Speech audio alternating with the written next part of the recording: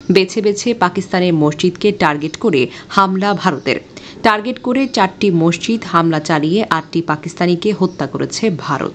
ভারতের দাবি, তারা সন্ত্রাসী শিবিরে হামলা চালিয়েছে, এটি সম্পূর্ণভাবেই মিথ্যা। ভারত মধ্যরাতে বিমান হামলায় পাকিস্তানের অন্তত 6টি স্থানে হতাহতের ঘটনা ঘটেছে, যার মধ্যে 4টি মসজিদ ছিল সরাসরি লক্ষ্যবস্তু।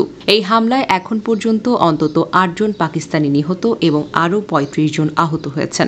এছাড়া নিখোঁজ রয়েছেন 2 জন।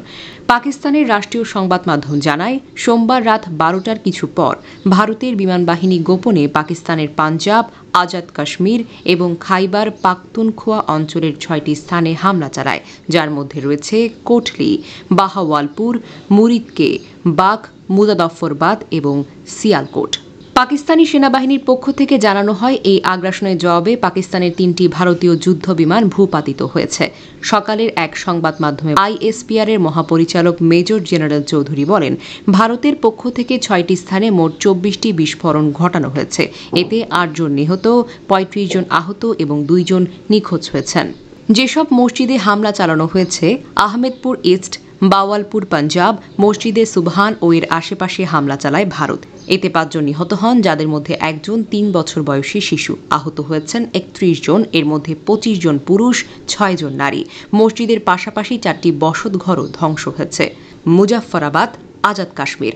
মসজিদে বিলাল লক্ষ্য করে 7টি বিস্ফোরণ চালানো হয়েছে। হামলার একটি মসজিদ সম্পূর্ণ ধ্বংস হয় এবং একজন কিশোরী আহত হয়। প্রতিবেশী ভবনগুলোতে কম্পনের প্রভাব পড়ে। কোটলি, আজাদ কাশ্মীর। মসজিদে আব্বাদ ও তার পার্শ্ববর্তী এলাকার 5টি বিস্ফোরণ ঘটায় ভারতীয় বাহিনী। এতে 16 বছর বয়সী এক কিশোরী, 18 বছর বয়সী এক তরুণ নিহত হয়েছেন। আহত হন একজন নারী এবং তার কন্যা। মসজিদের পাশাপাশি আশেপাশের আবাসিক কাঠামোগুলোতেও ক্ষতি হয়েছে। মুরিদকে, শেখুপুরা, পাঞ্জাব। মসজিদে উম্মুল কুরা এবং তার পার্শ্ববর্তী এলাকায় 4 বার আঘাত হানে ভারতীয় বিমান। এতে একজন পুরুষ নিহত হন, একজন আহত হন, 2 জন নিখোঁজ হয়েছে। মসজিদ ধ্বংস হয় এবং আশেপাশে কুমার সম্প্রদায়ের অর্থনৈতিক স্থাপনাগুলোরও ক্ষতি হয়েছে। কোটকি, লোহারা, শিয়ালকোট, পাঞ্জাব।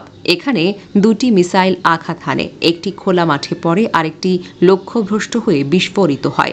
মসজিদ বা বসতঘরের উপর সরাসরি আঘাত না লাগায় ক্ষয়ক্ষতি হয়নি। শাকরগড়, নারওয়াল, পাঞ্জাব। এখানে 2টি বিস্ফোরণ ঘটে।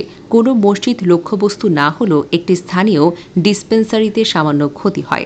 মেজর জেনারেল চৌধুরী এই হামলাকে উস্কানিমূলক ও কাপুরুষোচিত বলে আখ্যায়িত করে বলেন, এই বর্বর হামলার উপযুক্ত জবাব দেওয়া হয়েছে বলে তা অব্যাহত থাকবে। রাষ্ট্রীয় সম্প্রচার মাধ্যম PTV নিউজ নিরাপত্তা সূত্রের বরাতে জানিয়েছে, পাকিস্তান বাহিনী ভারতের আগ্রাসনের উপযুক্ত জবাব দিচ্ছে। প্রাথমিক তথ্য অনুযায়ী পাকিস্তান বিমান বাহিনী 2টি ভারতীয় যুদ্ধবিমান গুলি করে ভূপাতিত করেছে এবং পাকিস্তানের সব বিমান নিরাপদে রয়েছে।